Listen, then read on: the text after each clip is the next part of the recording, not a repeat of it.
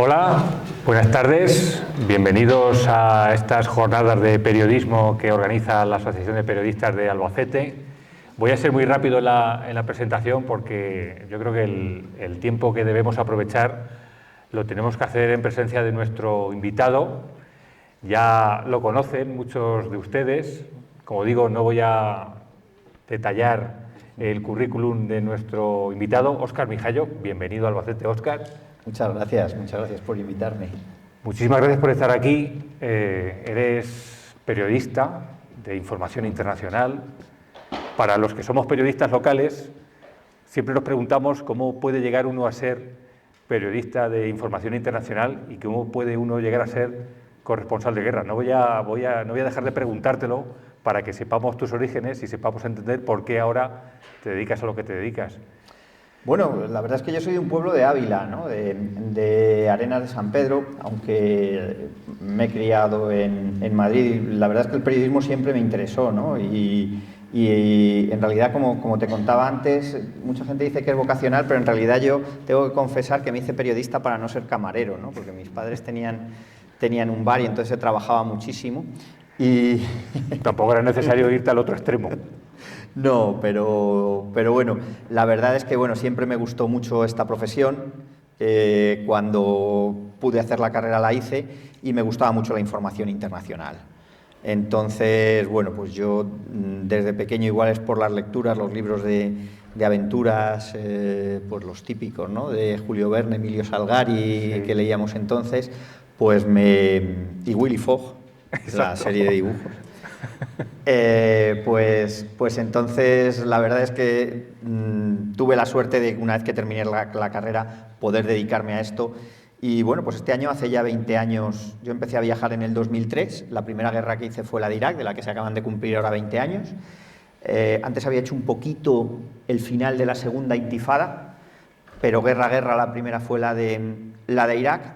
Y pues gracias a Dios durante todos estos años he podido estar cubriendo conflictos y haciendo información internacional, que es lo que a mí me gusta, ¿no? Pero hay un momento concreto en tu trayectoria profesional que surge la oportunidad, porque como decimos, estamos los periodistas y estáis los periodistas de guerra, los corresponsales de guerra. Nosotros estamos nerviosos con el directo, cuando nos dan paso, de si hay alguien molestando nuestra espalda, y vosotros hacéis lo mismo, pero con un chaleco antibalas y pendientes de si suenan los morteros a vuestra espalda o las sirenas antimisiles. ¿Cuándo surge esa primera oportunidad que se toma una decisión que ya condiciona tu trayectoria? Pues mira, yo llevaba 5 años en el telediario matinal, que era como las galeras. Había que levantarse, pues ya que te confieso cosas, te las voy a confesar. Entonces había que levantarse a las 2:30 de la mañana todos los días, claro, y terminabas a las 10 de la mañana, pero claro, lo de levantarse a las 2:30 era terrible, ¿no? Y me tiré 5 años en galeras. Entonces ya llegó un momento en el que tenía incluso algunos problemas de salud, había faltado bastante, incluso llegaba, como ya me lo sabía todo, llegaba incluso bastante tarde. Entonces un día iba caminando por Conde de Peñalver, la calle Conde de Peñalver en Madrid, y recibo una llamada del director de informativos, que en aquella época de la guerra era Alfredo Urdazi, y me dice la secretaria: oye, se va a poner Alfredo, que quiere hablar contigo. Y digo, ya está, me van a despedir. Claro. Digo, me van a despedir porque llego tarde muchos días. Lógico. Y me van a despedir. Pero no, me propuso irme a la guerra de Irak, y entonces pensé, ¿qué prefieres? ¿Levantarte todos los días a las 2:30 de la mañana o irte a la guerra? Y dije, pues me voy a la guerra. Y a partir de ahí, empezó una carrera más o menos prometedora, y la verdad es que si te gusta la información internacional y te gusta la cobertura de conflictos, realmente es apasionante, porque puedes contar muchísimas historias. Es decir, una vez que tú vas a una zona de conflicto, puedes ver, das una patada a una piedra y sale una historia. Vives con mucha intensidad esas crisis, porque son crisis que nos afectan a las personas muchas veces en nuestra propia naturaleza. Es decir, te permite conocer de primera mano muchos sufrimientos que nosotros no conocemos en nuestra vida cotidiana. ¿no? Nosotros tenemos, bueno, sí, los sufrimientos que tenemos, pues por qué le pasará a nuestro hijo, qué le pasará a nuestra madre, si estudiará, si no estudiará el niño, si que no están exentos de problemas, si nuestra mujer nos quiere, si nuestra pareja nos deja, que son sufrimientos intensos, pero luego hay otros sufrimientos que afectan directamente a la seguridad, a la integridad física de las personas y que se generalizan mucho más. Es decir, la muerte en una situación de guerra pasa a ser una cosa cotidiana. Nosotros muchas veces ni siquiera la vivimos, porque ya no es como antes, que nuestros abuelos, nuestros padres morían en casa. Nosotros ahora, pues un ser querido igual va al hospital y prácticamente no experimentas la muerte como se experimentaba antes, pero en la guerra sí. En la guerra muchas veces la propia muerte es la que viene a verte, cuando bombardean por la casa de una persona, cuando tienen que salir corriendo sin poder salvar muchas veces ni los documentos, ¿no?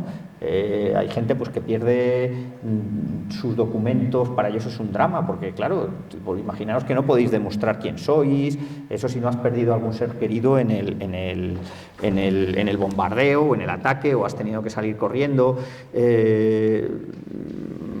documentos de propiedad, de casas, de tierras, de terrenos, sin contar que puedes perder físicamente el bien y los seres queridos, ¿no?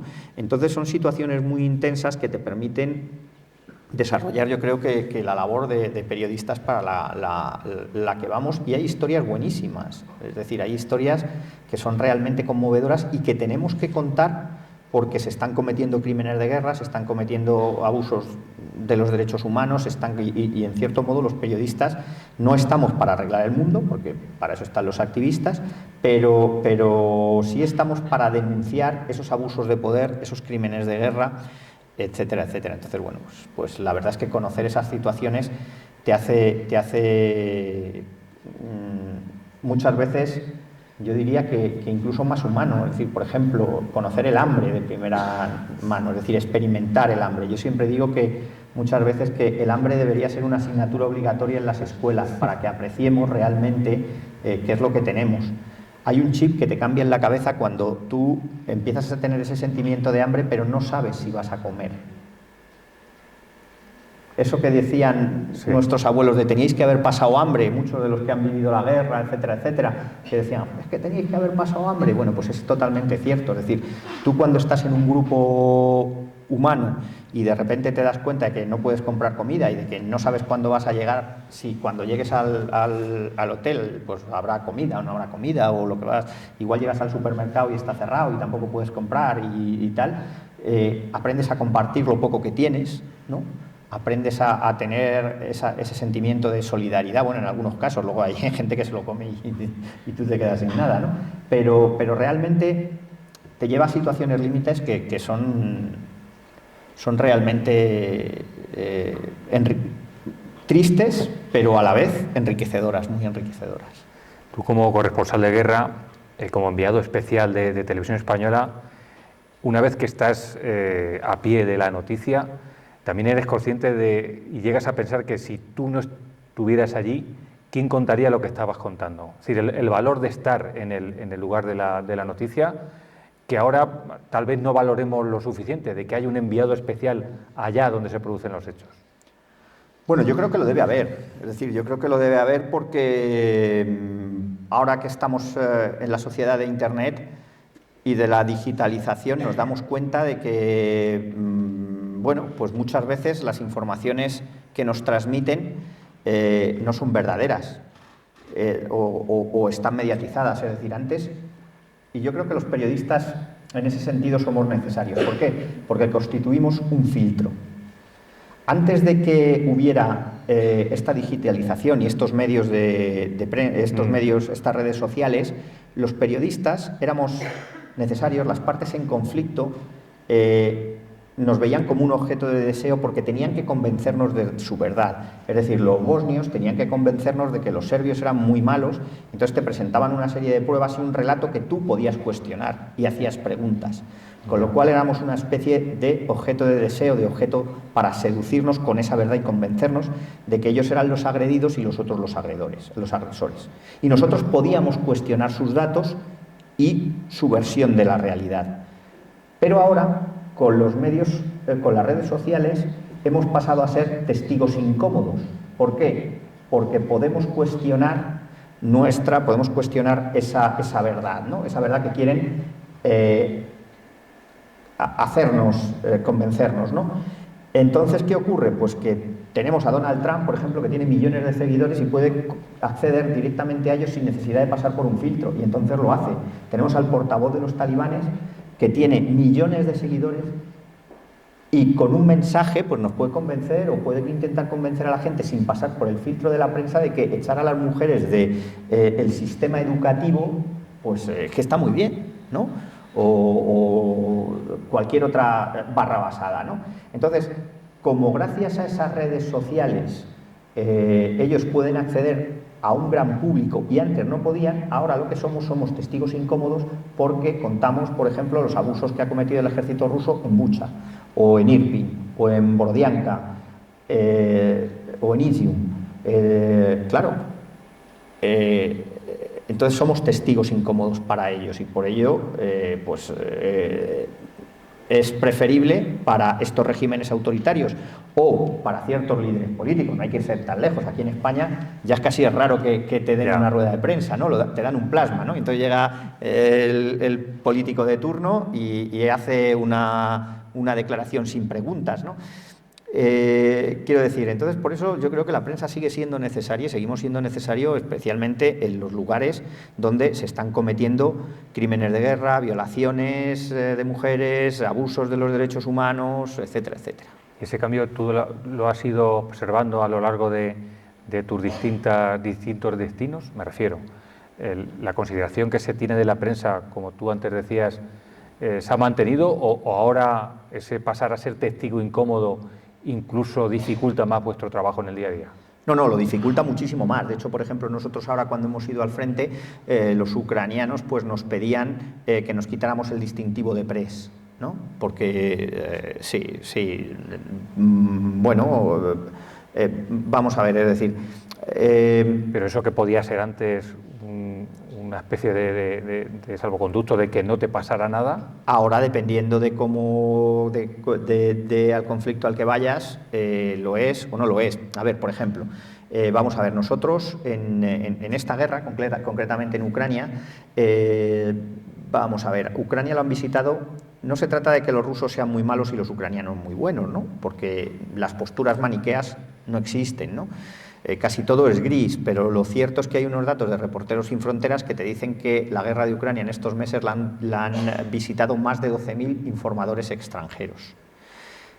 Sin embargo, visitar la parte rusa es mucho más difícil. Bien es cierto que tanto los medios occidentales como Rusia han prohibido la emisión de ciertos canales. Nosotros, por ejemplo, también hemos prohibido Russia Today, hemos prohibido Sputnik, hemos prohibido medios rusos. Pero lo cierto es que Rusia ha puesto una legislación en la que varios medios se han tenido que retirar de Moscú, aunque luego han vuelto, en el que hablar de la guerra o hablar mal del ejército ruso podía suponer hasta 15 años de prisión. Bueno, eso en Occidente no pasa. En Occidente, si tú pides, o los medios, los periodistas occidentales, si pedimos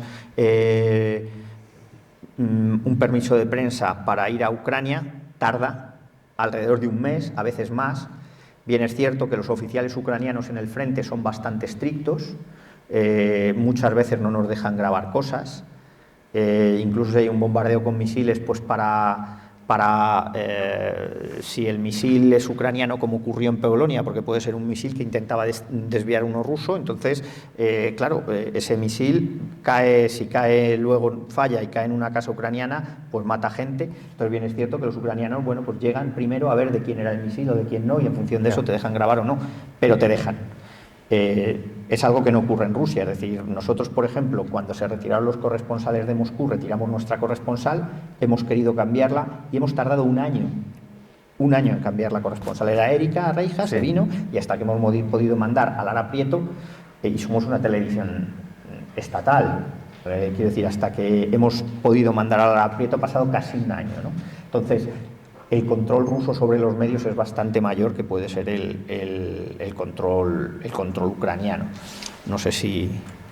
Ahora estamos hablando de una guerra en Europa porque tú has cubierto los conflictos en Siria, en Libia, en la Intifada, pero ahora estamos en una guerra en Europa. Y yo creo que esa idea tardamos en asimilarla cuando gente como vosotros, que habéis estado ya en Ucrania con la anexión de Crimea por parte de Rusia, ya sabíais que había un caldo de cultivo que podía estallar en cualquier momento.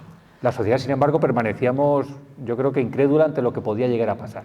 A ver, sí, bueno, claro, yo es que creo que también ha habido una guerra de la propaganda y de los medios de comunicación en el que, bueno, pues los rusos lo han hecho muy bien. Es decir, no hay que olvidar que el aparato de propaganda ruso fue capaz de derrotar al aparato de propaganda más poderoso que ha existido en la historia, que era la propaganda goebbeliana, la propaganda nazi, ¿no? Y los derrotaron, y luego durante 50 años se han enfrentado al otro gran aparato de propaganda, que es el aparato de propaganda estadounidense durante la Guerra Fría. Es decir, ahí había una gran lucha entre los dos aparatos de propaganda, y resulta que pues los rusos fueron capaces de convencer a la mitad de Occidente de que no iba a haber ataque.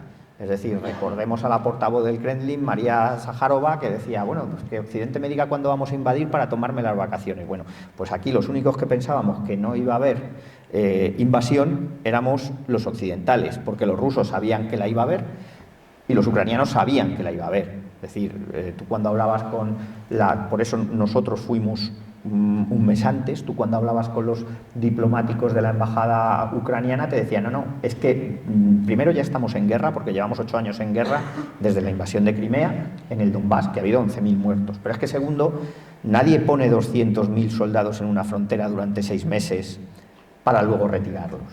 Va a haber guerra, y nosotros nos creíamos que no. No, bueno, pues no, es decir... Pero tú tuviste que convencer dentro de Televisión Española para estar ahí, porque vamos a ponernos en contexto, estamos hablando de enero de 2022, nosotros aquí en Occidente celebrábamos el Año Nuevo pensando que iba a ser el final de la pandemia y pensábamos que todo iba a ir a mejor, y no queríamos ni creernos que podía haber un conflicto dentro de las fronteras europeas, y había que estar ahí antes de que se produjeran, y tú fuiste antes. Sí, bueno, yo más o menos con esto, pues claro, te cuesta, ¿no? Porque tienes que ir a los jefes a decirles que se tienen que gastar un dinero en mandarte a ti a un sitio que todavía no hay guerra porque va a haber guerra. Entonces dicen que no. Bueno, yo tuve la suerte de que pues mi jefe era Luis Pérez, que conoce muchísimo la información internacional, y luego su director de informativos era un ilustre albaceteño, por cierto, que es David Picazo, que es de aquí, de esta tierra, que conoce bien la información internacional, y bueno, pues sí que es cierto que bueno, pues cuesta un poco, porque esto es mucho dinero, pero bueno, ellos al final tienen mucha sensibilidad para internacional, y entonces autorizaron el viaje bastante antes. Llegamos allí 20 y tantos días antes de la guerra, pero claro, luego costó, porque oye, que no atacan ya, bueno, pero ya atacarán, pero claro... Y entonces, pues al final, gracias a eso, pues teníamos una cobertura mucho mayor, pero realmente, bueno, nos hemos encontrado con una guerra que nadie esperaba, porque fueron capaces es decir, el aparato de comunicación rusa fue capaz de convencernos de que a nadie convenía la guerra. Nosotros realmente nos lo creímos, ¿no? Porque dijimos, no es verdad, no. Y bueno, de hecho, fijaros, o sea, es decir, uno de los mensajes de la comunicación rusa es que es una operación antifascista, ¿no? Incluso pues llegan ¿no? se describen la Z, es un símbolo, bueno, en realidad es la cruz de San Jorge, pero han sido incluso capaces de convencerte de que es un símbolo antifascista, cuando es un símbolo imperial, ¿no? Es la cinta, es la cruz, la cinta de San Jorge, ¿no? Es decir, incluso, pues no sé, cuando quizás la forma de conducirse de Putin es lo más parecido a una dictadura muy autoritaria, incluso podríamos decir ultranacionalista de derechas, pues incluso es capaz de seducir a muchos sectores de la izquierda occidental, cuando los propios comunistas están en la oposición rusa, ¿no? Pero sin embargo su discurso seduce a gran parte de la izquierda, ¿no? Es decir, hay una vertiente mediática y propagandística en esta guerra que en cierto modo la ha ganado Rusia, pero no solo, porque también hay ciertas perversiones aquí en Occidente, ¿no? Es decir, en Occidente prácticamente presentamos a Zelensky como si fuera, digamos, un santo, ¿no? Es decir, el arquetipo de liberador. Bueno, muy poquita gente te dice que Zelensky ha prohibido prácticamente todos los partidos de izquierdas de Ucrania, ¿no? Incluso la propia socialdemocracia, ¿no? Que serían, eso no se cuenta mucho tampoco, ¿no? Tampoco contamos que, bueno, sí, es decir, claro, contamos que los ucranianos avanzan, pero no reconquistan a besos, reconquistan a cañonazos, ¿no? Entonces nosotros también tenemos nuestros pecadillos por ahí.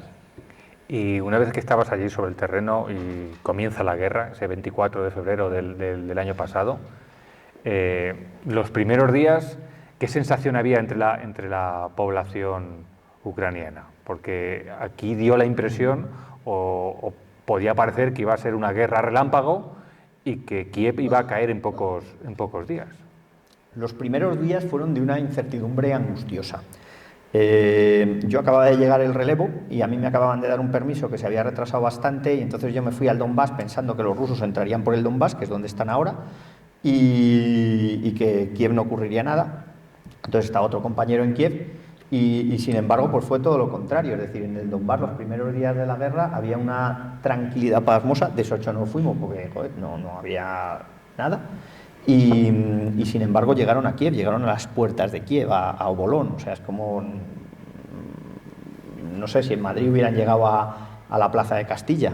Obolón es uno de los barrios del norte. Es decir, la imagen que no sé si recordáis de un tanque que pasa por encima a un coche, le pasa por encima, que luego el conductor sobrevivió.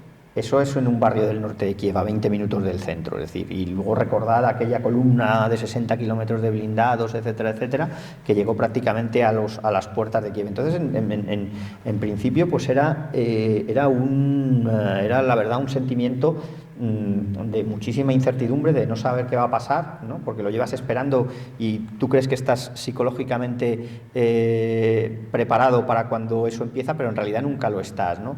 Y luego pensar que los rusos ya entraban en Kiev, pues aquello, la verdad es que fue un mazazo para muchos. De hecho se evacuó incluso a gran parte de la prensa. Bueno, nosotros estábamos allí, decidimos movernos a Zaporilla porque estaba la central nuclear, y la verdad es que periodísticamente acertamos, porque luego se atacó la central nuclear de Zaporilla, la conquistaron los rusos. Y bueno, pues la verdad es que fueron días de muchísima incertidumbre, porque se cerraron todos los comercios, se decretó la ley marcial, encontrabas comida pero no era fácil. Comer caliente era prácticamente imposible hasta que conseguimos meter un microondas en el hotel. Nos daba la mujer del conductor, nos hacía la comida y nos la traía, porque no había restaurantes abiertos, estaba todo cerrado. Y la sensación de tener a los rusos a 14-15 kilómetros de Kiev era muy, la verdad es que era realmente angustiosa, ¿no? Porque nunca sabes qué va a ocurrir cuando un ejército invasor entra en la ciudad. Lo mismo que ocurrió en Bagdad, es decir, cuando los americanos entraron, pues claro, nadie sabe qué va a pasar, porque tú no sabes cómo van a entrar, no sabes si van a entrar pues respetando los cánones, las leyes de la guerra, la legalidad internacional, o en un momento dado pues puede ocurrir lo que ocurrió en el Hotel Palestina, que por lo que sea bombardean contra el Hotel de la Prensa y allí murió José Couso, ¿no? Y era el ejército americano, ¿no? Es decir, entonces, pues claro, quiero decir, muchas veces demonizamos a los rusos, pero bueno, también los occidentales hemos o han cometido crímenes de guerra, ¿no? Entonces, bueno, en esa situación nunca sabes qué puede ocurrir. Y lo que no esperábamos tampoco era que los ucranianos fueran capaces de expulsar a los rusos como los expulsaron. Ellos estaban preparados para repeler un ataque ruso a las puertas de su capital, porque no sé si fue una reacción, porque estamos hablando de una sociedad occidentalizada. Tú conocías Ucrania antes del conflicto, y podemos compararla con con nosotros, es decir, una población Sí. española que no es consciente de que pueda entrar en guerra al día siguiente y cambiar por completo su estilo de vida, como les ha pasado a los ucranianos. Claro, pero es que yo creo que los ucranianos llevaban preparándose para esto durante 8 años. Ya. Es decir, en 2014 los rusos invaden Crimea de una manera relámpago y además, digamos, un tanto hipócrita, ¿no? Cuando Putin decía que eran milicias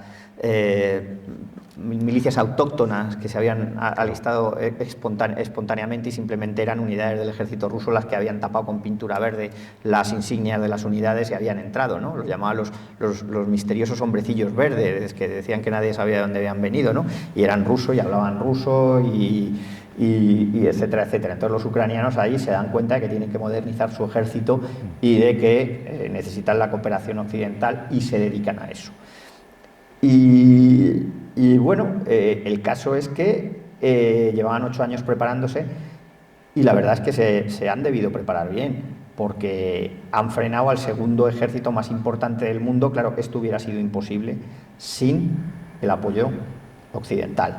Cuando los rusos entran, los ucranianos saben dónde están y saben dónde están por la colaboración de los servicios de inteligencia occidentales, del sistema de satélites occidentales, etcétera. Igual que cuando ahora los rusos disparan oleadas de misiles, enseguida se monitoriza de dónde salen, la inteligencia estadounidense, la inteligencia británica monitorizan y entonces los ucranianos están preparados y monitorizan, pues bueno, mira, ahí está la salida de Kiev, esos son los vehículos de Kiev que estaban saliendo, abandonando Kiev, pues ante el avance de las tropas rusas. Eso es al principio de la invasión. Entonces, bueno, Occidente ha decidido que apoya de una manera contundente a Ucrania. Empezamos, recordemos, diciendo que solo se iba a mandar material defensivo, es decir, chalecos antibalas y cascos. De ahí pasamos a los sistemas antitanques, a los Javelin y a los Enlow, que destruyeron en un principio todos aquellos carros de combate que venían rusos. Aquella columna de la muerte que se decía, que estaba monitorizada por satélite, no sé si la recuerdas, sí. Si la recuerdas, que había hasta fotos. De hormigas. Sí. Después fueron los Javelin, después de los Javelin vinieron los sistemas de artillería, los Howitzer y los 777, los Caesar, los Archer, etcétera. Después hemos pasado a los Leopard y ya estamos en los cazas, ¿no? Entonces, bueno, y luego hay un apoyo financiero total de Occidente, es decir, la grivna cuando yo llegué allí la primera vez estaba a 33 y cuando me fui la última hora, un poquito antes de Navidades, estaba a poco menos de 40, no llegaba a 40, es decir, se ha devaluado un 15% en un entorno inflacionario en el que en Europa pues hemos tenido un IPC del 12. Para un país en guerra no lo hubiera soportado. Claro, no lo hubiera podido soportar. Entonces hay un apoyo total. Entonces los ucranianos estaban muy preparados para esto y bueno, yo creo que aunque nosotros dijéramos que no y que tal y que cual, desde luego frenar todo aquella ofensiva relámpago rusa no se hace de la noche a la mañana. Es decir, yo creo que llega un momento en el que, aunque no se diga aquí, se sabía, o los servicios de inteligencia y los ucranianos ya sabían que sí iba a haber guerra. Y parado ese primer envite ruso, la guerra pasa, es decir, lo que iba a ser una guerra relámpago, ya empezamos a lucubrar con que será una guerra larga. Sí, claro, porque bueno. Ya hay un frente además muy amplio, sí, donde se está luchando prácticamente una guerra de guerrillas. Bueno, más que de guerrilla yo diría que de trincheras. Trincheras, sí, prácticamente. Es decir, pero claro, los ucranianos, a ver, aunque nosotros veamos que ahora los rusos van a ganar en Bakhmut, o puede que ganen en Bakhmut, porque lleva la ciudad meses para caer, pero no ha caído, el caso es que si tú miras la guerra desde un punto de vista en general, cuando al principio de la guerra los rusos habían entrado en Kiev, aunque los echaron, después estuvieron a 15 kilómetros, prácticamente en Kharkiv, y ahora los ucranianos han echado la guerra a 350 kilómetros de sus principales ciudades.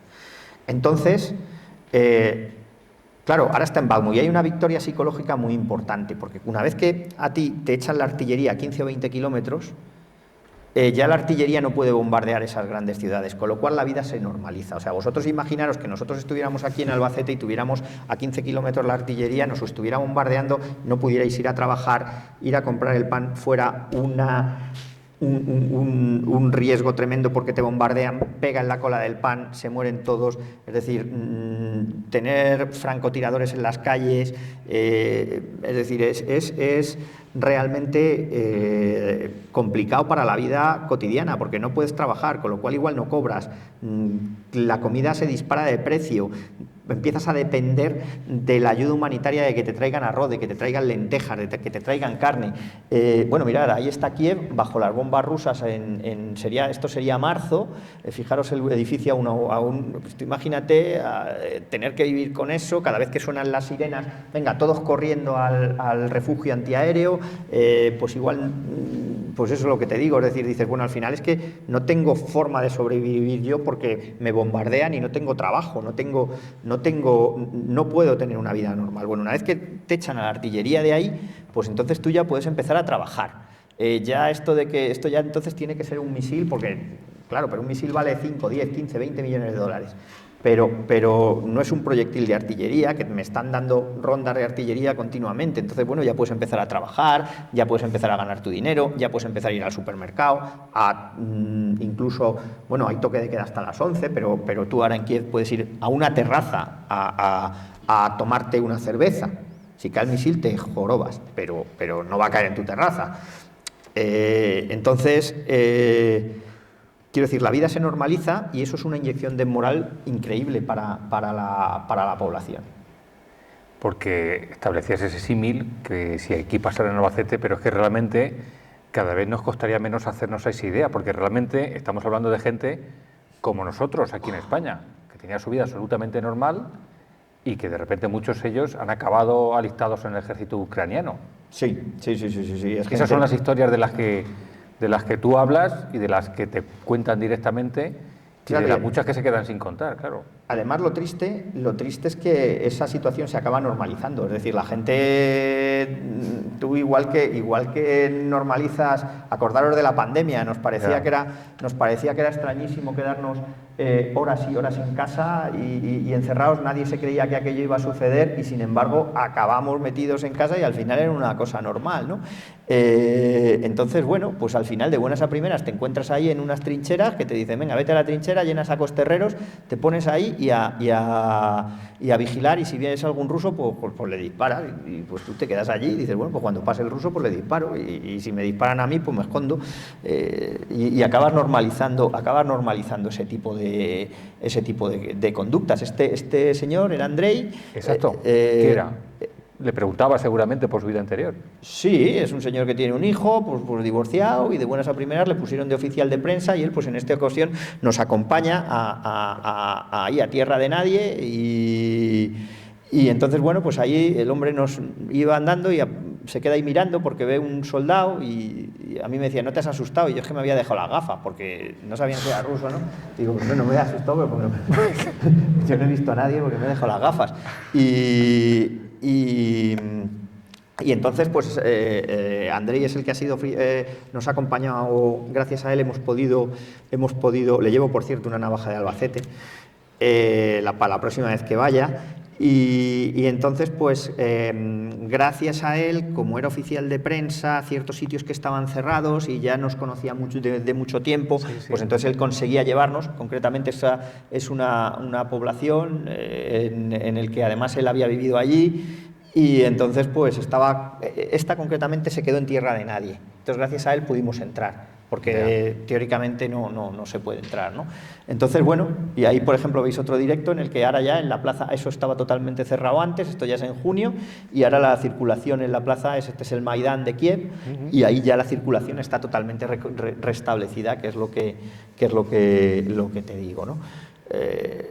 Entonces, claro, pues es que es muy diferente, ¿no? Esto al contrario, pues es el frente de Zaporilla y aquí ya, pues sí, esto es una posición avanzada de los ucranianos. Ahí nos enseñan, eso es por ejemplo un Enlov, que es con lo que pararon la ofensiva de los tanques. Eso este Enlov es de fabricación británica y noruega. y entonces pues es muy efectivo para detener el avance de los blindados, incluso los que llevan un blindaje reactivo, pero es efectivo a unos 1.800, 1.200 metros. Entonces ellos ahí en aquel momento pues lo que pedían era el Javelin, que llegaba, puedes disparar desde más lejos, entonces no te tienes que acercar tanto al tanque, ¿no? El ejército ucraniano, desconozco el número de efectivos que podía tener antes del comienzo del conflicto, pero buena parte del actual son con reclutamientos hechos entre la población. Claro, son levas que no tenían una preparación previa para el combate. Bueno, claro, pero lo que ocurre es que primero son levas obligatorias, porque, claro, ya sabes que tienen prohibido salir del país, sí, los varones, a no ser que tengan más de 3 hijos, y entonces, bueno, pues lo tienen prohibido de salir del país porque les pueden llamar a filas, ¿no? Es una medida que se suele hacer se solía hacer con cierta frecuencia en cualquier país que es invadido, ¿no? Igual que pues, los rusos han decretado levas, en este caso es para mandar más soldados a Ucrania. Pero sí, son reclutamientos. De todas maneras, también te tengo que decir que en Ucrania, después de la invasión de Crimea, hubo un auge muy fuerte de los movimientos nacionalistas también vinculados a la derecha y a la extrema derecha, como Pravi Sector, sí, como y esos movimientos también crearon unidades que siguieron entrenándose en unidades que luego se han integrado. Los ucranianos han hecho una cosa buena, que es tratar de integrar todo ese tipo de batallones que en un principio nacen muy vinculados a la extrema derecha en el ejército, con lo cual han conseguido, digamos que domesticar un poco esa extrema derecha que en un principio podía quedarse fuera de control, ¿no? Entonces yo creo que, por ejemplo, fue un acierto al batallón Azov integrarlo dentro de la Guardia Nacional.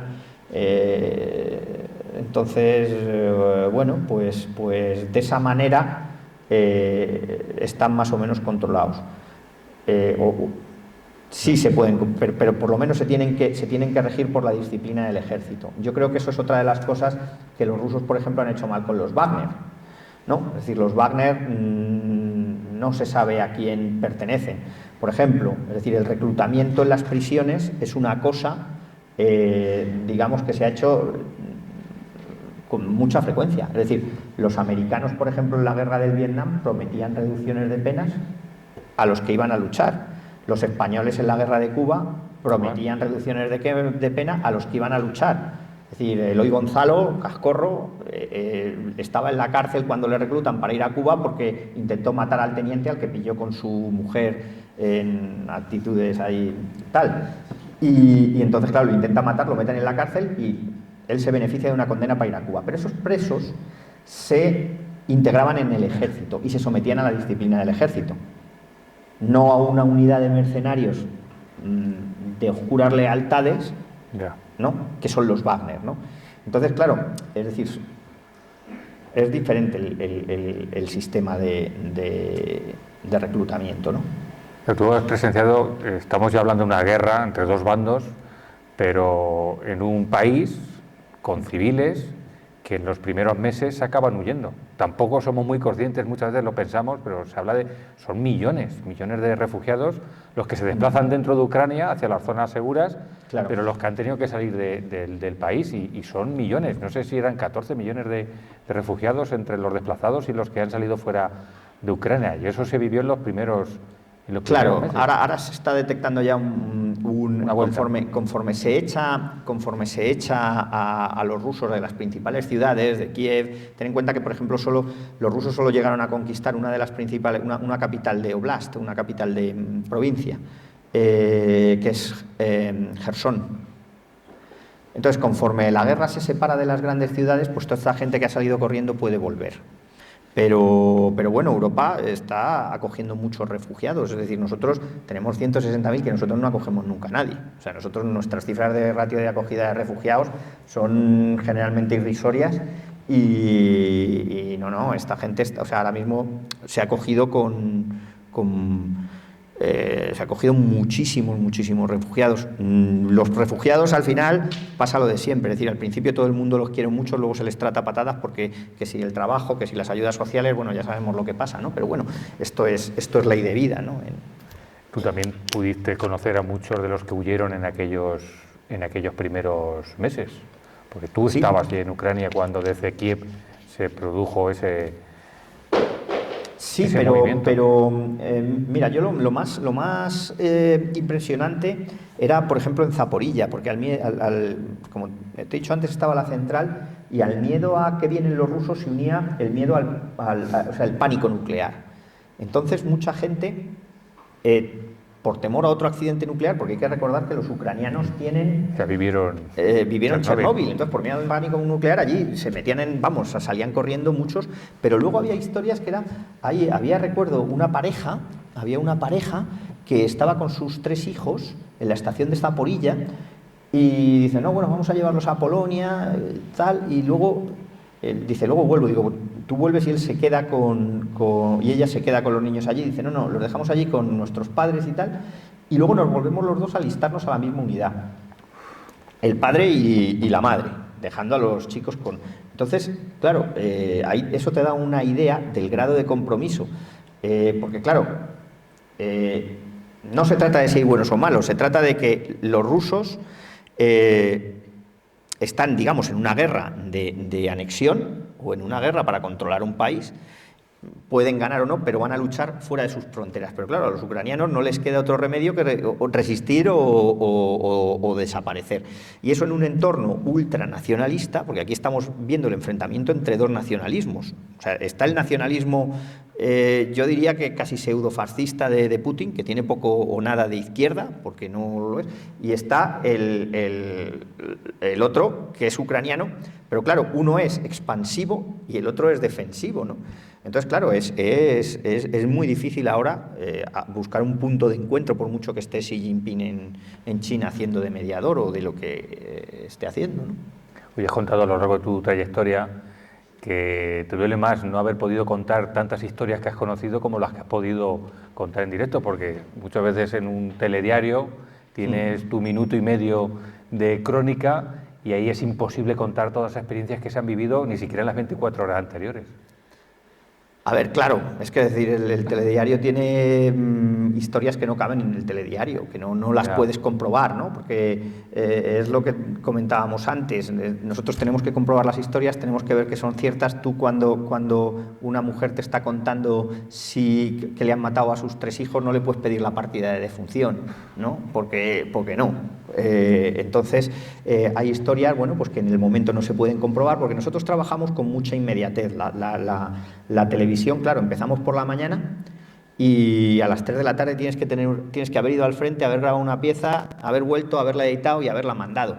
Entonces muchas veces no te da tiempo, pero nosotros estamos para contar historias, no para olvidarlas y meterlas en un cajón. Es decir, tú cuando llegas y dices, bueno, pues, a ver, vale, sé que a esta mujer la han violado los rusos durante 15 días en un sótano de Irpin. Sé que este chaval ha hecho 300 kilómetros solo porque se va, o que a esta chica el Estado Islámico la ha convertido en esclava sexual durante 2 años, o que, pues no sé, la guerra de Siria, historias de estas, pues no se pueden guardar en un cajón porque llaman, ¿sabes? O sea, quieren salir, ¿no? Bueno, yo tengo el vicio de que me gusta escribir, entonces escribo novelas y muchas, pasado el tiempo, pues las puero contar, ¿no? Bueno, vicio no, eres escritor, eres periodista y escritor, ya con 3 novelas a tus espaldas. Sí, la verdad es que primero ayuda bastante, porque cuando tú lees es como pasivo, ver la tele es como pasivo. Entonces, si tú por la mañana has estado en el frente, has visto, pues quizá, no sé, niños heridos, muertos, alguien que conocías, pues igual ha resultado herido, ha muerto, pues eso te lo llevas y luego cuando llegas al hotel y estás solo, vuelve, ¿no? Y entonces, pues si lees o ver la tele, al final acabas volviendo a ello, porque es como un ejercicio pasivo. Pero si escribes, Si escribes, pues tienes que tener la mente y luego todas esas situaciones límite te ayudan mucho a escribir. Es decir, cuando tienes los sentimientos a flor de piel por una experiencia de estas, pues es muy fácil. Y hombre, luego, pues, a ver, el miedo, yo mi última novela, que es El beso de los océanos, pues va de la primera circunnavegación, ¿no? de Magallanes y Elcano. Entonces, bueno, la verdad es que a mí me ayuda bastante, porque el miedo a morir que puedes tener tú cuando lo experimentas en primera persona, cuando vas al frente y hay un bombardeo, cuando hay un bombardeo en Zaporilla, en Kiev, en Kharkov, pues puede ser perfectamente el mismo miedo a morir que tiene un marinero español o portugués en sus combates contra los indios, ¿no? El hambre que pasas tú con una familia cuando estás en un refugio, el miedo que pasan ellos en un refugio, pues es el mismo hambre y el mismo miedo que podían pasar pues ellos durante la circunnavegación o cuando la novela es de Siria, como La niña en las puertas del infierno, de Mosul, pues esos miedos yo los he experimentado, esas sensaciones las he experimentado, entonces egoístamente también a mí me vale para luego escribir mis libros y mis novelas, ¿no? Pero hay momentos puntuales en los que te replanteas incluso qué hago aquí. Claro, pero vamos a ver, el corresponsal siempre tiene que poner un poquito de distancia psicológica. Yo la mayoría de los compañeros...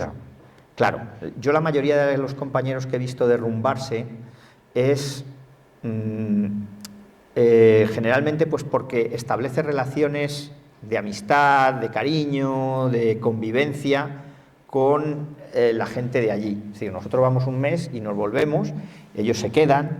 Entonces estableces pues eso, amistad, pues jope, con tu conductor, con tu traductor, con tu fixer, con los chavales que juegan en la puerta del hotel, que les das un caramelo, ¿qué tal? Pues bueno, mañana hay un bombardeo y matan a un chaval de esos, pues si tú todos los días has estado con él jugando al fútbol, cuando tienes un rato libre, pues entonces, claro, lógicamente eso te afecta mucho. Yo creo que hay que, es decir, hay una distancia que tienes que poner, porque psicológicamente, bueno, pues yo qué sé, por ejemplo, en la batalla de Mosul, la ciudad vieja de Mosul estaba tan bombardeada que por mucho que digan los americanos, había muchos civiles que habían quedado bajo los escombros porque aquello olía a cadáveres, cuerpos en descomposición. Claro, era junio y aquello olía fatal. Y cuando tú te pasas 4 horas por las calles buscando combatientes, buscando tal, ese olor se te mete tanto que luego te tiras. Yo, por ejemplo, me tiro 4, 5, 6 días sin poder comer carne ni nada que se le parezca, ¿sabes? Porque, o sea, hay experiencias psicológicas que son, ¿cómo te diría?, traumáticas, ¿no? Es decir, y a eso hay que poner cierta distancia, te guste o no. Es decir, si no pones cierta distancia, yo recuerdo otra cámara de la tele, pues que simplemente había hecho relación de amistad con otra chica musulmana, ni nada de sentimental ni nada de eso, simplemente amistad, y bueno, pues un día se la encontró, después de tal, pues la habían matado, ¿no? Entonces, pues claro, este hombre pues se derrumba, ¿no? Un conductor de Gaza que teníamos, pues que de buenas a primeras llamó para contratarle y le había caído un misil israelí y lo habían matado, pues una bomba. Pues, claro, son cosas con las que si no pones distancia y te implicas demasiado, pues puedes acabar. Eso también lo hace el oficio, la experiencia, la especialización de la que hablábamos anteriormente, que no todo es igual, hay que aprender un oficio y ese oficio puede ser el de corresponsal de guerra. Claro. Hombre, llevamos sistemas de protección, que la seguridad es fundamental, ¿no? Entonces llevamos sistemas de protección. La protección física es importante. Yo diría que es más importante la protección psicológica, porque luego, una vez que pasas cierto tiempo en el frente, acabas normalizándolo y entonces le pierdes el miedo a muchas cosas. Y entonces eso hace que no percibas los peligros.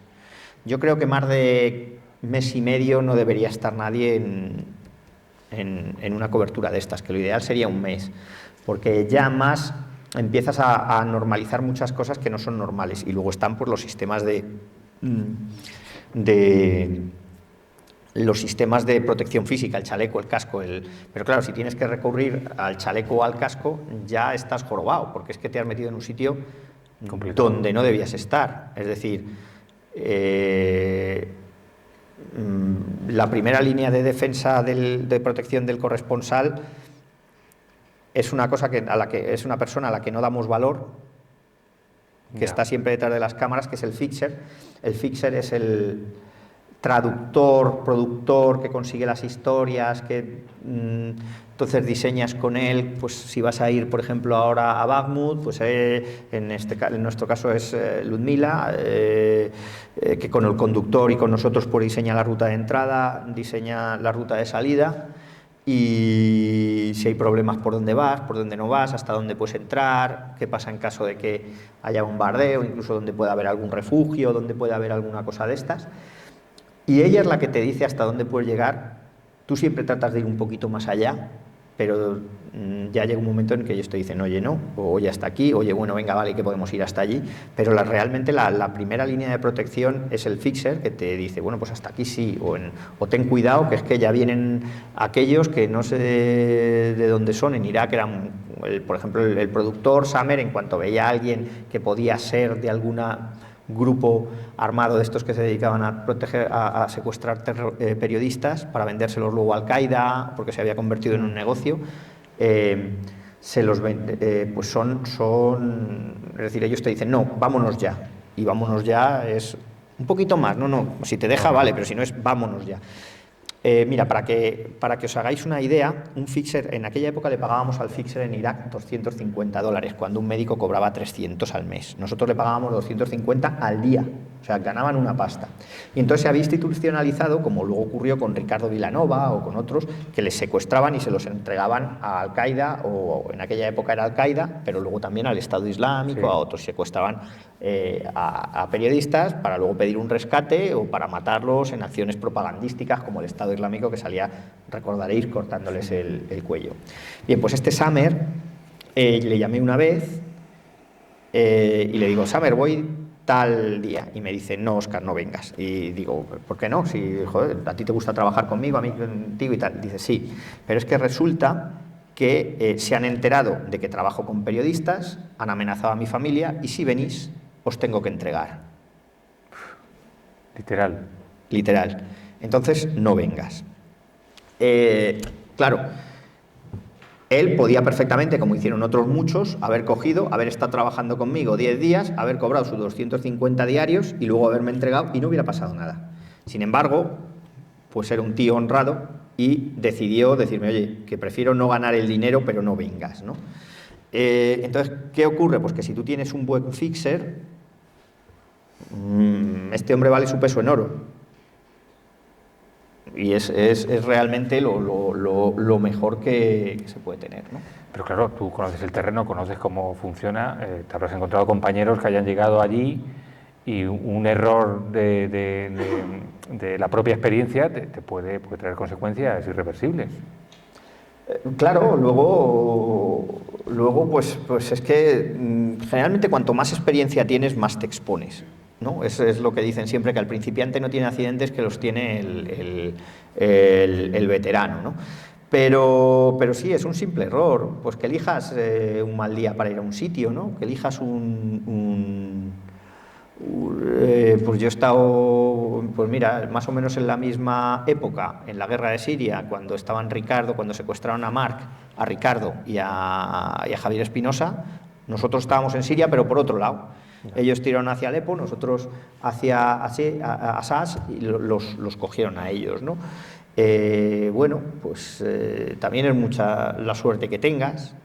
A nosotros, bueno, pues nos retuvo el Estado Islámico y por lo que fuera, pues acabamos de hacer en Siria, cuando aún no se había separado de Al-Qaeda, nos llevaron a un colegio donde todavía ondeaba la bandera de Al-Qaeda y la de el Estado Islámico con el sello del profeta, y allí pues nos tuvieron 3-4 horas y tuvimos la suerte de que empezó a venir, habíamos estado antes haciendo un reportaje en el campo de refugiados, de desplazados, porque era dentro de Siria, y vino el sheikh a echarnos una mano, vinieron los de la cocina, porque habían estado, no, venga, que los soltéis, que tal y que cual, y consiguieron que no nos llevaran hasta el Emir. Por lo visto, que no te lleven al Emir en las primeras horas es porque si te llevan al Emir entonces ya te queda, y no nos llevaron al Emir y nos dejaron irnos, y tuvimos la suerte de que te suelten, ¿no? También mucho es pues la suerte que tengas. Y bueno, los soldados del Ejército Libre Sirio que iban con nosotros, que también sin armas y tal, pero sí se enfrentaron un poco, llegaron casi a las manos con los milicianos islamistas. Pero bueno, ahí nosotros tuvimos suerte, pero podíamos no haberla tenido, ¿no? Mucho también es esa suerte. ¿Vas a volver a Ucrania, Óscar? Pues supongo que al mes que viene o al otro, pues habrá que volver.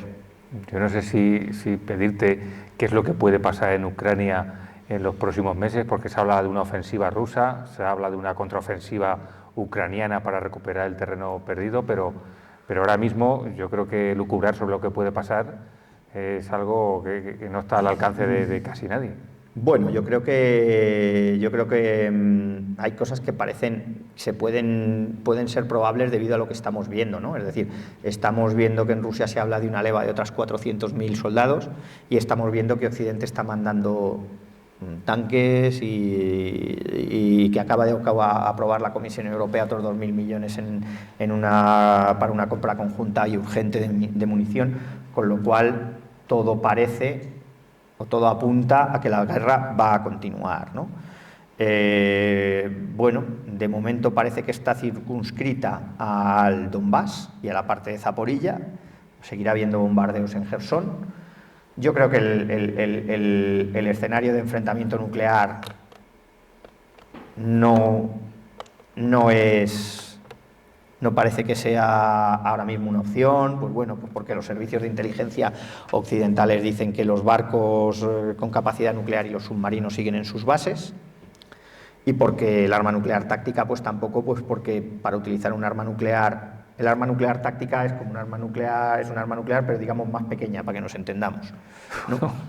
Más pequeña, pero capaz de dejar arrasado el territorio que pretenden conquistar. Sí, pero bueno, pero para utilizar ese arma, como tú vas a disparar en un sitio, vas a detonarla o vas a lanzar un misil, supongamos con una cabeza, una ojiva nuclear táctica en una zona, en esa zona están también tus soldados, ¿no? Entonces, antes de eso veríamos que se equipa con trajes NBQ a los soldados rusos en el frente, ¿no?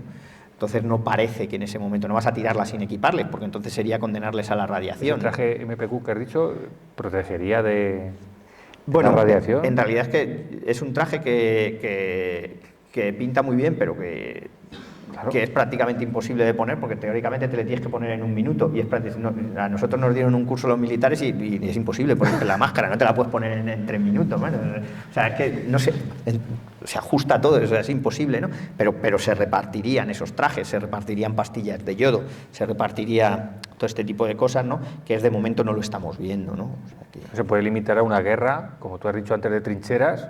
En Bakhmut que estamos viendo que prácticamente las bajas por parte de Ucrania y de Rusia son tremendas por avanzar unos cientos de metros. Sí, pero sucede que por lo visto las bajas rusas están siendo muy superiores, en torno a 3 y 5, o entre 1 a 3 y 1 a 5.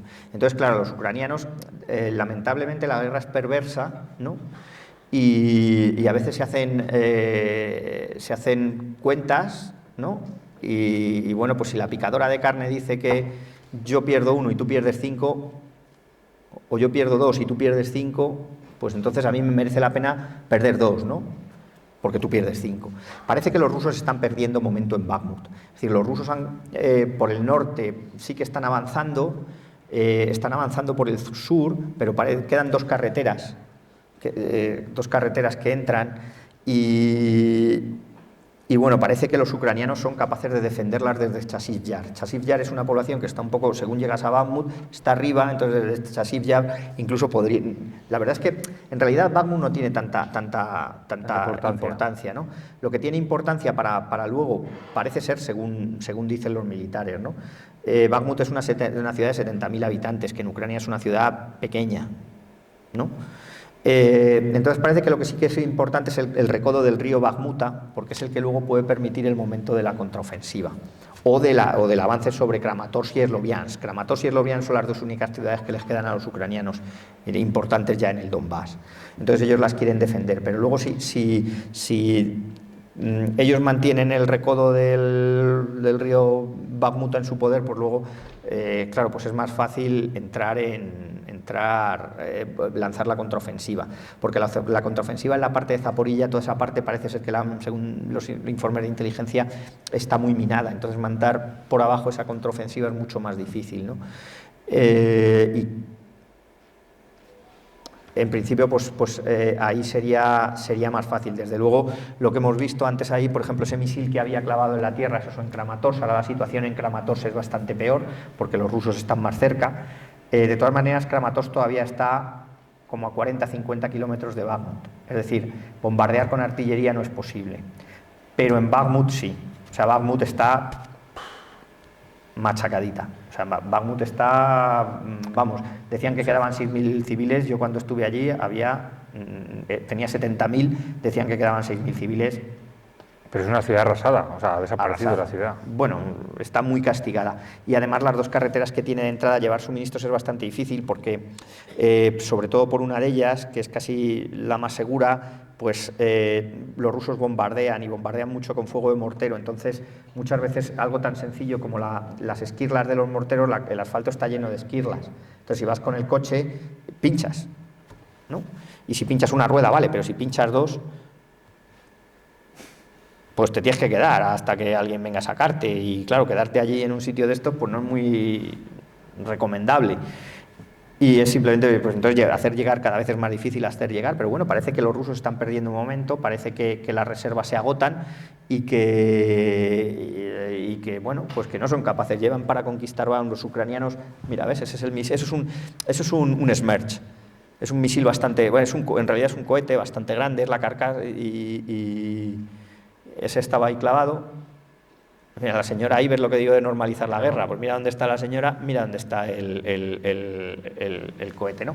Y luego hay carcasas impulsoras también. En realidad es muy espectacular, pero la carcasa impulsora, que es muy parecido, tira las bombas y luego cae, y entonces no, mira, se acerca ahí como si, a ver si qué pasa aquí, ¿dónde? Y a acabar. O sea, que yo veo uno de esos y no me pongo ahí a acabar como si, ¿no? Y ahí había caído otro, ¿no? ¿Ves? Según están desactivando, pues cae otro. Y bueno, pues esa es la realidad, es que caen y claro, fíjate, eso es una casa, la casa está ahí, luego la parada del autobús está aquí al otro lado de la calle, ¿no? Es increíble lo que es capaz de hacer, lo que somos capaces de hacer para intentar sobreponernos a una situación de este tipo, para las que no imaginábamos que pudieran estar preparados. Bueno, fíjate, estaba echando un vistazo, llevamos más de una hora hablando, Óscar, y aquí tenemos a muchos de los que habéis asistido hoy, tenemos la oportunidad de tener aquí a Óscar y preguntarle directamente.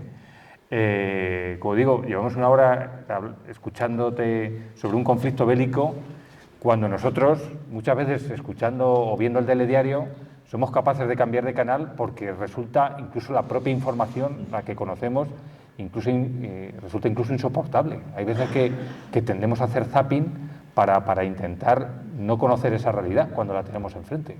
Bueno, hay cansancio informativo, es decir, cada vez la gente se hastía más de la información de Ucrania, empieza a ser repetitiva. Y bueno, pues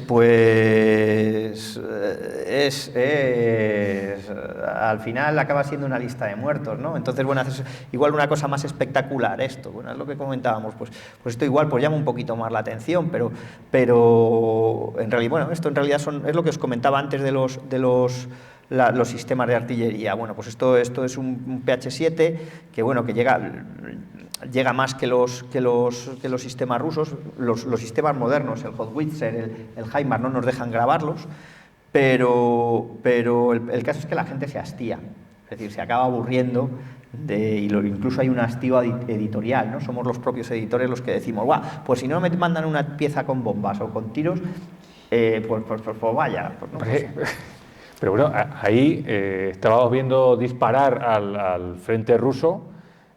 Conforme estabas tú equipado, y según nos has comentado antes, tú ahí no deberías estar, y estabas. ¿Ahí estás tú al alcance de los posibles disparos del ejército ruso? Bueno, a ver, esas piezas son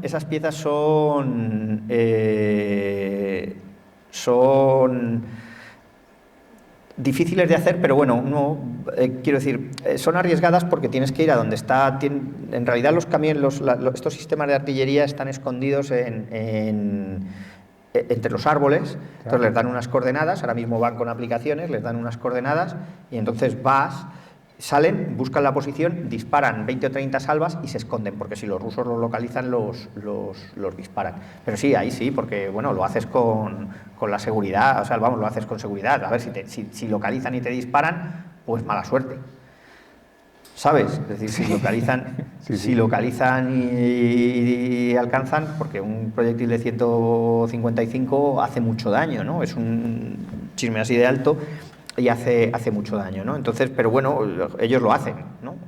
Quiero decir, se puede hacer, no es un poco, pero no es lo más peligroso. Y luego es lo que te decía, que tú mismo, es decir, antes les he echado la culpa quizás a los editores o a la audiencia, pero es que tú mismo también quieres hacer algo diferente. O sea, nosotros mismos, cuando ya has hecho trincheras, cuando ya has hecho refugios, cuando ya has hecho repartos de alimentos, pues tú dices, joder, quiero hacer algo diferente, quiero hacer algo que no se haya visto. Entonces sí, bueno, si les podemos echar... Es decir, es un poco, digamos que culpa de todo, ¿no? Es decir, no es la audiencia, sí, la audiencia, hay hastío entre la audiencia, se aburre de ver siempre lo mismo, pero también nosotros les queremos dar otra cosa, ¿no? Y también, pues las ediciones no pueden llegar y decir, bueno, pues todos los días un reparto de alimentos, o todos los días, ¿sabes?, un hospital, porque realmente la noticia es noticia porque no se repite, porque si no es cotidiano, ¿no? Entonces desgraciadamente, pues todo esto es igual que en la guerra con los palestinos, con los israelíes, ¿no? Pues al final la gente pues se acaba hastiando de todo, ¿no? Y nosotros, en cierto modo, aunque no lo creamos, aunque no lo queramos admitir, tenemos también cierto componente caemos a veces en el amarillismo, tenemos que hacer también un poco de autocrítica, ¿no? O caemos un poco en el quiero ir un poco más allá de una manera egoísta, ¿no? Y bueno, pues eso también puede ser peligroso. Hoy se reunía Deng Xiaoping con Putin. ¿Habrá posibilidad de que se abra una vía diplomática, aunque sea por agotamiento de ambos frentes? Si es por agotamiento de ambos frentes, sí. El viaje de Xi Jinping, yo no sé si es una muestra de apoyo o una alarde de capacidad mediadora. China viene de varios éxitos diplomáticos, entre ellos el último, que Arabia Saudí y Irán restablezcan las relaciones diplomáticas después de que uno ha estado ayudando a los rebeldes hutíes, Irán y Arabia Saudí, al gobierno de Yemen. Entonces, bueno, yo creo que China quiere continuar con ese momento de grandes éxitos diplomáticos, ¿no? China respalda a Rusia, pero respalda a Rusia no porque sea su aliado. China respalda a Rusia porque está enfrentada con Occidente. Los chinos y los rusos tienen muchos conflictos abiertos y compiten abiertamente por los mercados africanos y sudamericanos. Ahora bien, también es un claro mensaje de que Rusia no está tan aislada como queremos hacer ver en Occidente. Exacto. Porque en Occidente intentamos mandar el mensaje de que Rusia está aislada, pero Rusia no está aislada. El petróleo que hemos dejado de comprar nosotros a Putin se lo están comprando los indios, los chinos, y los indios nos lo revenden a nosotros. Las plataformas de pago de las que le hemos echado, pues están empezando a utilizar plataformas chinas, con lo cual, es decir, en realidad Rusia no está tan aislada como se quiere hacer ver, ¿no? Entonces, bueno, yo creo que China ha presentado ese plan en 12 pasos. Creo que de momento los dos bandos todavía, los ucranianos todavía creen que pueden hacer que los rusos pierdan la guerra, no les van a ganar, pero hacer que los rusos pierdan la guerra, y los rusos todavía creen que, bueno, que no es momento para negociar, porque de momento tienen el corredor que une Rusia con Crimea y eso para ellos es un valor estratégico importante, y entonces lo tendremos que ver, pero yo de momento no creo que... Yo creo que China está, bueno, pues ejerciendo ese papel de mediador. China no busca confrontación, China busca competir, pero yo creo que están en eso. No he podido evitar preguntarle a Óscar, porque además tienes un máster en Relaciones Internacionales y Comunicación, y eso te permite tener una visión global de todos los intereses que se mueven y que nos están afectando directamente en una guerra como la de Ucrania, que nos está afectando al bolsillo, a la economía, y eso es algo que no se puede evitar. Claro, a ver, echarle la culpa del entorno inflacionario solo a la guerra de Ucrania sería muy simplista. Es muy simplista, pero sí, la guerra de Ucrania nos va a afectar.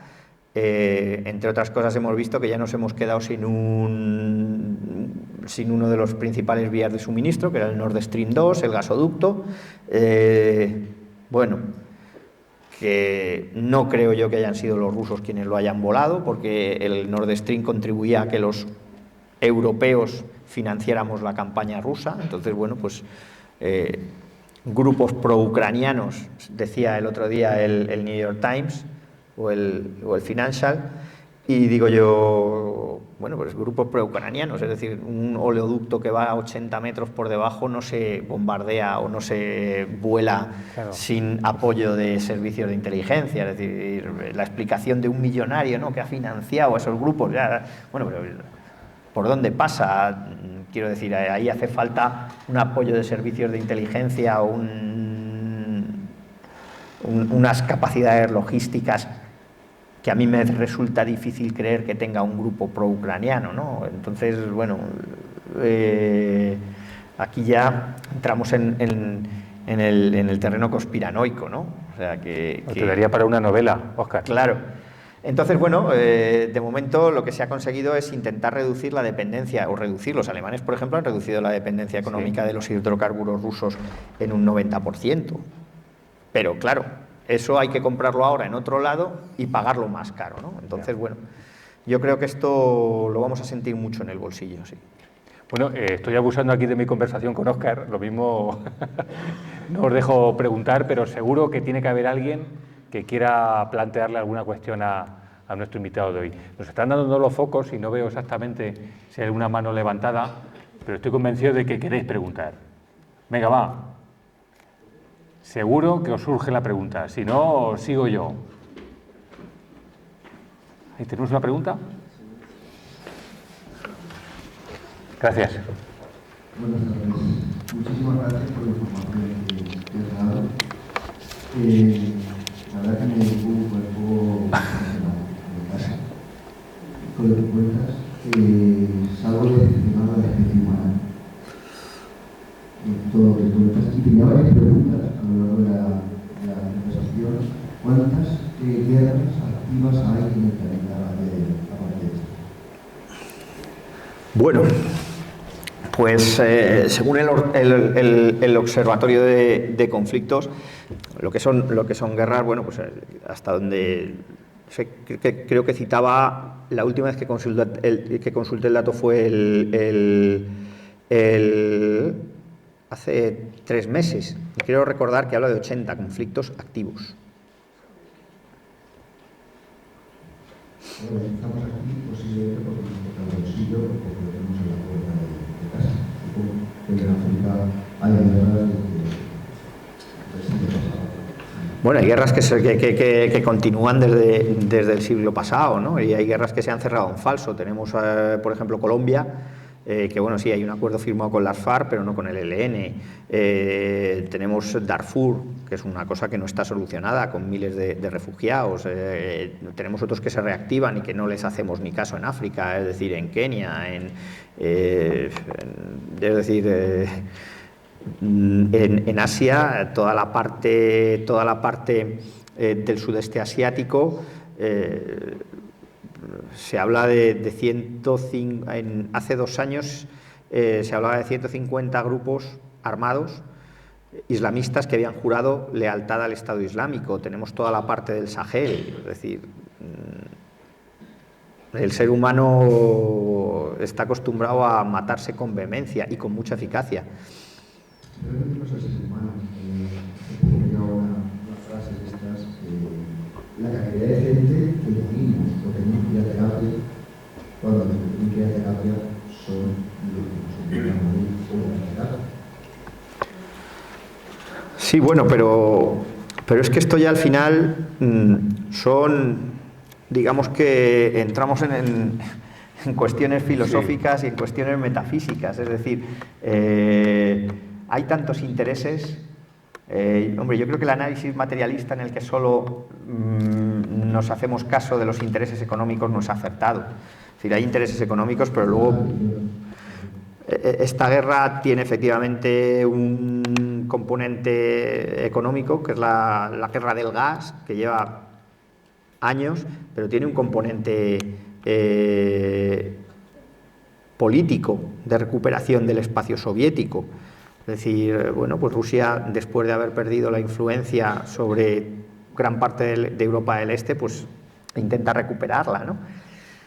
Y además esgrime que se siente agredido, pues porque ha perdido ese espacio que para Rusia, que siempre ha tenido una vocación imperial, tuvo una vocación imperial durante la etapa zarista y ha tenido una vocación imperial durante la etapa comunista, ¿no? Bajo el imperio de la Unión Soviética o bajo el imperio de los zares. El caso es que Rusia tiene una vocación imperial, ¿no? Entonces también hay componentes políticos. Una pregunta. La gente del este, ¿qué hay? ¿La gente? La gente del este de Ucrania quieren ser rusos. A ver, en el Donbass ha habido una segregación, es decir, desde que en lo que es las provincias del Donetsk y Lugansk ha habido una segregación. Porque, claro, después de 8 años de guerra, porque ahí sí ha habido guerra, los ucranianos que querían ser ucranianos se han venido o han sido expulsados de la parte que controlan los rusos. Y los rusos que querían ser rusos se han ido a la parte que controlan las autoproclamadas repúblicas rebeldes, ¿no? O repúblicas secesionistas que han sido anexionadas por Rusia. Entonces, es complicado, porque es que además, claro, ten en cuenta que venimos de un periodo, del periodo de la Unión Soviética, en el que la amistad entre las repúblicas hacía que hubiera mucho movimiento de trabajadores. Cuando se potencia la cuenca minera del Donbass, muchos rusos se van allí, y son rusos que tienen raíces rusas y que son rusos, pero están viviendo en Ucrania, ¿no? Entonces, bueno, hay un libro perverso, o que se ha querido definir como perverso, yo no diría perverso, sino maldito, que es terriblemente acertado, nos guste o no, que es El choque de civilizaciones de Samuel Huntington. Si tú te coges el mapa que hay detrás del libro, le falta poner las calles de por dónde se va a partir Ucrania, ¿no? Entonces, bueno, este libro se ha querido demonizar porque, claro, el análisis nos puede conllevar a que estamos abocados a un enfrentamiento entre las civilizaciones, y entonces en la época del multilateralismo y de potenciar las organizaciones internacionales, pues claro, estaba muy mal decir que estábamos abocados a un choque de civilizaciones.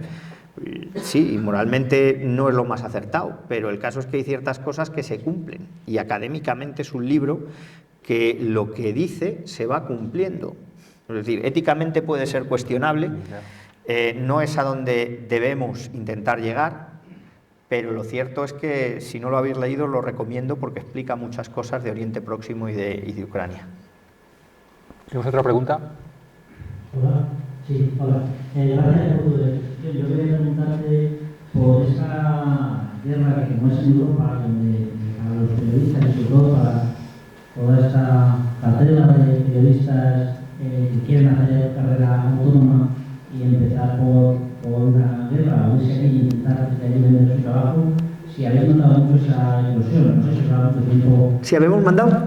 Si habéis notado mucho, los que ya tenéis una trayectoria, esa ilusión de periodistas jóvenes que con las facilidades que da Ucrania para poder entrar al país, pues a lo mejor desde a Polonia y cruzar la frontera, pues han querido probar suerte e intentar que vender su trabajo quizá en unas condiciones más riesgos. No sé si lo habéis vivido así, los que estáis solicit, habéis visto esa diferencia con otras guerras de que este colectivo de gente que quiere hacer carrera pues ha intentado empezar desde aquí, quisiera tener aquí los clientes. Vamos a ver, la guerra de Ucrania está mandando, está haciendo que vayan muchísimos periodistas, hablaban de 12.000. Siempre ha habido freelance que quieren ir allí y muchas veces van sin la formación necesaria. En este sentido, Reporteros Sin Fronteras, por ejemplo, está haciendo una gran labor porque les da material, les da cascos, les da chalecos. Muchos van sin experiencia, pero bueno, eso es una cosa que ha ocurrido todo el mundo. Y a ello tienes que añadir que esta guerra es una guerra, extrañamente, en la que hay una conectividad impresionante. Por ejemplo, en la guerra de Libia no había nada de conectividad, no podías hablar ni siquiera por teléfono. Si te querías enterarte de algo, tenías que ir al frente o hablar con la gente que venía del frente. En ese sentido, en una guerra que periodísticamente a mí me resultó muy interesante de cubrir, porque estabas como los periodistas del siglo XVIII que o ibas o no te enterabas, ¿no? O del siglo XIX, que ibas o no te enterabas, ¿no? Entonces fue una guerra realmente interesante. En esta hay una conectividad increíble. ¿Eso qué ocurre? Pues que facilita que todo el mundo pueda recibir información, hacer sus crónicas y mandarlas. Esto ha hecho que haya muchos, es decir, la conectividad ahora mismo en la guerra de Ucrania es increíble. O sea, hay veces, no en todas las partes del frente, pero hay veces que tienes cobertura en el móvil. O sea, que de repente, yo me acuerdo una vez era cerca de Avdiivka, que estamos, y de repente empieza a entrarme mensajes de WhatsApp. Y digo, pues, y había estado intentando echar el Euromillones, y de repente digo, coño, que puedo echar el Euromillones. Y eché el Euromillones a 1.500 metros del frente, ¿no? Que había un bote de no sé cuántos millones, macho, y yo allí, y quiero decir, ¿eso qué facilita? Pues que igual que echas el Euromillones, enviar la crónica. Antes enviar una crónica era muy difícil, mandar una crónica de satélite, hacer un directo, costaba 1.000 euros, la ventana de 10 minutos, mandar la crónica era carísimo, y ahora pues llevas una mochilita así, que metes las tarjetas, y si metes 8 tarjetas, va directamente consumiendo datos al satélite, y entonces puedes hacer un directo desde cualquier sitio que haya cobertura y sea más o menos estable. Por ejemplo, en la batalla de Mosul no era posible hacerlo desde Mosul, había que alejarse unos 60 kilómetros, pero aquí hacer directos desde zonas muy cercanas, o sea, a tiro de francotirador, a 2.000 metros, a 3.000 metros del frente, y hay sitios donde aguanta, ¿no? Bueno, eso ha hecho que muchos periodistas puedan realizar su trabajo. ¿También qué ha hecho? Pues que bajen los precios. Es decir, como más gente puede hacerlo. Y luego hay modelos, por ejemplo, hay una empresa que se llama Quality, que te pone a los medios, ellos tienen una serie de periodistas y entonces venden a las cadenas el paquete de directo más periodista, ¿no? Con lo cual, bueno, pues esto es así. Es decir, estamos ante otro modelo y comunicativamente pues hay que adaptarse, ¿no? Lo único, pues eso, que se les den condiciones de trabajo seguras. ¿Alguna pregunta? Aquí tenemos otra pregunta. Yo creo que nos da... Bueno, estamos abusando tal vez un poquito, Óscar. Bueno, hasta que salga el ave. No, tranquilo. Bueno, antes de que te toque el Euromillón y dejes esta profesión, que no necesito crónicas, porque no sé, los vídeos de hecho seguro un millón, pero normalmente con estas cosas. Y me quería un terreno un poco más un poco en el fango. Has dado algunos detalles, pero yo cada vez que os veo en las crónicas, en las ventanas del telediario, bueno, vemos la imagen, la noticia, pero de eso me pregunto cómo os arregláis detrás de, una vez que se apaga la cámara, se ha acabado el trabajo, como dice, volvéis al hotel, pero cuando me estás explicando que no llegan los suministros, que no hay electricidad, que no hay gas, que la gente está pasando mucho frío, que bueno, el alimento está cortado por la escasez, por el bloqueo de las comunicaciones, todos vosotros estáis allí. Y has dado una cifra que a mí me parece escandalosa de 12.000 periodistas cubriendo una guerra. Hombre, no todos al mismo tiempo. No todos al mismo tiempo, pero entiendo Pero muchos, sí. que todos queriendo estar lo más cerca posible de la noticia que nos está enfrente, aunque sea muy amplio. Bueno, yo veo la tele, yo veo más o menos bien alimentados, limpios, estas cosas, y me gustaría saber un poco cómo lleváis o cómo es la logística de vuestros equipos para en el tiempo que estáis destinados allí, que no sé, más o menos han dicho que mes y medio, ¿cómo os arregláis? No, bueno, a ver, vamos a ver. La tele, gracias a Dios, no transmite olores, porque cuando estás 5, 6 o 7 días sin ducharte, con el chaleco antibalas puesto, pues gracias a Dios la tele todavía no han inventado eso. Pero bueno, vamos a ver, yo cuando me voy allí, generalmente me voy como la operación Kilo. ¿Os acordáis de cuando recogíamos, le mandábamos ahí a los países del tercer mundo arroz y no sé qué, no sé cuánto? Bueno, yo me voy con jamón, chorizo, queso, etcétera, etcétera. Pero, a ver, luego siempre consigues cosas. Y aparte yo trabajo para Televisión Española, entonces económicamente vamos bien cubiertos. No es como los freelance que decía el compañero. Yo si necesito dormir en un hotel más caro porque no hay cuestiones de seguridad, pues me lo pagan, ¿no? Es decir, y si... quiero decir, yo gracias a Dios, económicamente no he tenido nunca ese problema, porque bueno, nosotros generalmente quienes más solemos invertir en las coberturas y en el bienestar, no llegamos al nivel de la BBC o de la CNN o de la Deutsche Welle, de las grandes televisiones mundiales, pero bueno, nosotros dentro del panorama nacional vamos muy bien. El País también trata muy bien a los corresponsales, pero vamos, quiero decir que es que ahí, si es que vas y te las apañas. Lo fundamental yo creo que es tener un poco un buen equipo. Es decir, el equipo es fundamental. Yo tengo la suerte ahora, he ido con Miguel Ángel de la Fuente, que es el cámara con el que yo he viajado, suelo viajar, y él siempre ha ido muy bien. Y la verdad es que, bueno, pues entre todos te echas una mano, intentas salir lo mejor posible.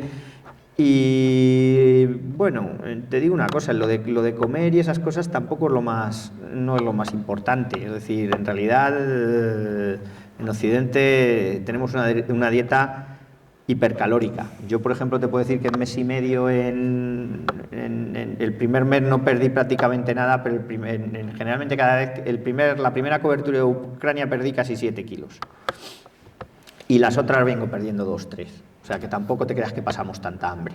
Pierdes un poquito, pero vamos, a mí no me importaría hacer una dieta así más. No, me imagino que no sé que estoy pasando hambre y estas cosas, pero cuando la situación es más extrema, las dificultades de suministro son difíciles para todos. No sé si me estoy metiendo en un... No, a ver, la dificultad... ¿Vosotros tenéis una vía de suministro? No, nosotros lo que tiene todo... ¿A la común del resto de la población? ¿En algún momento? Hombre, a ver, la gente generalmente siempre es más atenta con el extranjero. Yo te puedo confesar que hice un par de reportajes en centros de distribución al principio de la guerra porque nos daban sopa Bors caliente. Entonces ibas y hacías el reportaje y entonces te la daban. No nos faltaba, quiero decir, comida. Siempre encuentras. El problema es cuando estás a unos 7-10 kilómetros del frente, yo diría que 7. Ahí, como la artillería barre, los suministros llegan peor. Generalmente, al no haber luz, al haber cortes de luz, al haber cortes de gas, porque lo primero que hay cuando hay un bombardeo sobre una ciudad es cortar el gas, por razones obvias. Entonces, cocinar es más difícil. Pero quedan ciertas tiendas abiertas en las que al final, aunque sea pagándolo más, pues si no encuentras atún, pues encuentras sardinillas en lata. Pero claro, no vas a estar 10 días comiendo sardinillas en lata. Tampoco te pasa nada, se puede. Pero es más complicado la comida caliente que la comida. Lo que pasa es que sí, efectivamente hay veces que y luego te timan. Fue una vez en Irak, nos perdimos por una carretera en el desierto y había un tío vendiendo allí botellas de agua y le dijimos, ¿cuánto cada botella de agua? Y nos dijo, $20. Y le dijimos, ¿y dónde está el siguiente pueblo? Y nos dijo, a 300 kilómetros. Y le dijimos, bueno, pues denos... Éramos cuatro botellas de agua, porque si está a 300 kilómetros y a los 5 kilómetros nos encontramos el primer pueblo. Es el mercado, amigos. O sea que luego te pasan cosas muy graciosas. Tenemos una última pregunta, una última pregunta porque además tiene que Óscar marcharse, que tiene AVE, pero no da tiempo. Como estamos en unas jornadas de periodismo, la semana que el miércoles hablamos también de bulos y de falsas noticias. A mí sí me gustaría saber, desde tu punto de vista y siendo sincero, ¿qué calidad de periodística está teniendo la cobertura de este conflicto? Porque hablamos de muchos periodistas perseguidos, encarcelados, medios cerrados en Rusia, pero se habla muy poco, por ejemplo, de los medios locales en Ucrania, ¿no? Tú que habrás tenido contactos con periodistas locales de allí, no sé cómo están ellos afrontando, informativamente hablando, me refiero a esta guerra, medios críticos con el gobierno de Zelensky, si se mueve también mucho mundo de Ucrania dentro del país y desde tu punto de vista, bueno, ¿cómo está siendo esa cobertura a nivel internacional? ¿Estamos siendo objetivos con esta guerra? Bueno, en principio, a ver, yo creo que no. Lo que ocurre es que la sociedad ucraniana es una sociedad tremendamente polarizada en el que la mayoría de la población apoya a su gobierno porque es una reacción lógica cuando se produce una invasión. Cuando se produce una invasión, generalmente hay una reacción de unión entre los invadidos que van contra el invasor. Entonces, es raro encontrar prensa crítica, pero es raro encontrar a alguien crítico por la calle, ¿vale? En ese sentido, el SBU, los servicios de inteligencia y contraespionaje ucranianos, son muy eficientes también.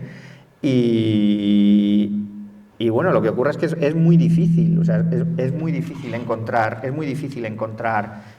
medios críticos. Entre otras cosas, bueno, pues ya te digo, Zelensky ha prohibido la mayoría de los partidos de izquierdas. Y con respecto a Occidente, bueno, pues también ya lo ves, ¿no? Es la mayoría de los rusos, incluso de las televisiones, incluso han adoptado el logo de Ucrania, que yo no estoy muy de acuerdo con esto, pero han adoptado el logo de Ucrania lo han puesto allí junto tal. Bueno, es una medida cuestionable. Yo creo que yo no estoy de acuerdo porque yo tengo claro qué ejército está fuera de nuestras fronteras, o sea, de sus fronteras, que es el ruso, y qué ejército se está defendiendo. Pero yo creo que los periodistas debíamos hacer un ejercicio también más, no te voy a decir de neutralidad, tampoco de equidistancia, porque es lo que se ha dicho siempre, es decir, cuando hay un agresor no puede ser equidistante entre el agresor y el agredido, pero tampoco hace falta poner un posicionamiento estricto. Y por último, las fake news. Es que estamos en un momento en el que Internet se ha convertido en la fuente. Es decir, eso que nos decían en la carrera de si eres periodista y tu madre te dice que te quiere, contrástalo. Bueno, pues se nos ha olvidado. Ahora viene una cosa por Internet, no, es que lo he dicho tal página y entonces ya vale. Ese periodismo de coger y llamar y contrastar, el double check, contrastar al menos por 2 fuentes y tal, eso se nos ha olvidado. Hasta el punto de que, bueno, las televisiones están haciendo una cosa que está muy bien y además es muy cómoda porque te quita a ti mucho trabajo, que es, por ejemplo, me parece que vais a traer al de... ¿quién traéis? Al de Maldita, si no me equivoco, Maldita Hemeroteca, que está muy bien.